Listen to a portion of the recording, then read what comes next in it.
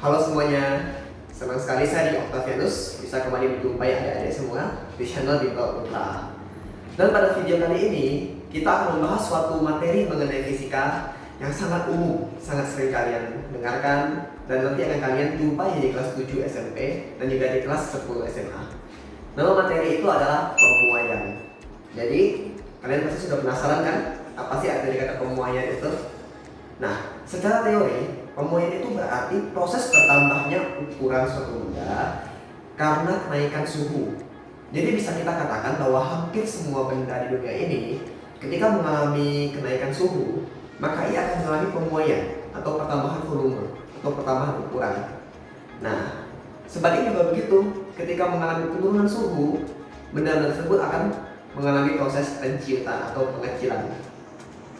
Nah, pemuaian yang akan kita pelajari kali ini dibedakan jadi 3, yaitu pemuaian panjang, pemuaian luas, dan pemuaian volume.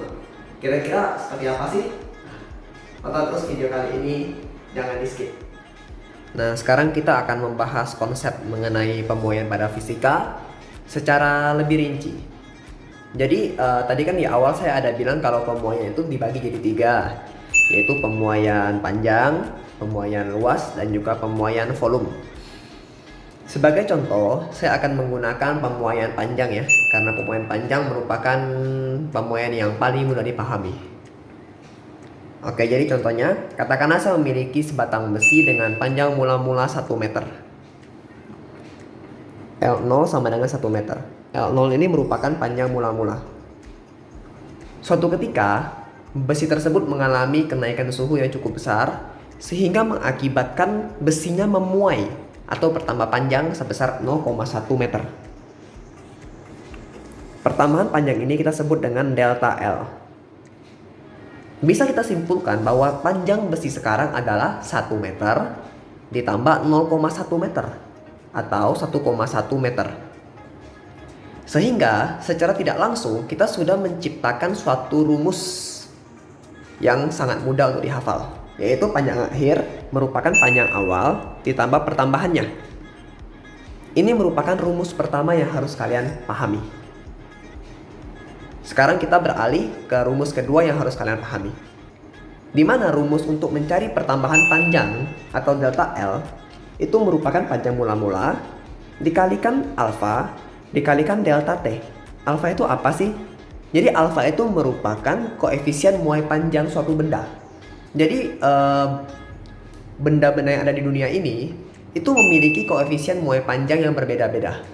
Secara teori itu berarti kayak gini nih. Seberapa mudah suatu benda untuk mengalami pemuaian karena kenaikan suhu. Nah, sedangkan delta T itu merupakan perbedaan suhu yang dialami oleh benda. Jadi misalnya kondisi mula-mula 20 derajat, lalu dipanaskan hingga 100 derajat, maka delta T-nya adalah 80 derajat. Dari 100 dikurangi 20. Nah, ini kan pemuaian panjang. Kalau pemuaian luas, pemuaian volume, kira-kira gimana? Kalian jangan khawatir, pemuaian panjang, luas, volume itu sama. Cuman beda dikit-dikit doang. Saya jelasin. Kalau pemuaian luas, kita tidak pakai L, kita pakainya A. Semua yang ada L-nya kita ganti dengan A. Berarti rumusnya menjadi AT menjadi A0 tambah delta A. Dengan delta A merupakan A0 dikalikan gamma dikali delta T. Maaf, maksud saya ini beta bukan gamma. Beta yang ini ya. Nah, jadi beta itu merupakan koefisien muai luas. Jadi kalian harus ingat kembali ya. Alfa merupakan koefisien muai panjang, beta itu koefisien muai luas. Kalau volume gimana? Sama aja. Volume juga Vt sama dengan V0 plus delta V. Dengan delta V sama dengan V0 dikalikan gamma dikali delta T. Jadi tadi kalau panjang itu alfa, luas beta, volume gamma. Hubungan antara mereka bertiga juga sangat mudah didefinisikan, di mana beta sama dengan 2 alfa dan gamma sama dengan 3 alfa. Jadi supaya kalian memahami tentang bab pemuaian ini, kalian hanya perlu menghafalkan kedua konsep ini. Itu saja. Jadi saya tekankan sekali lagi, ini merupakan bab yang mudah, cuman hanya menuntut kalian untuk teliti dalam menghitung.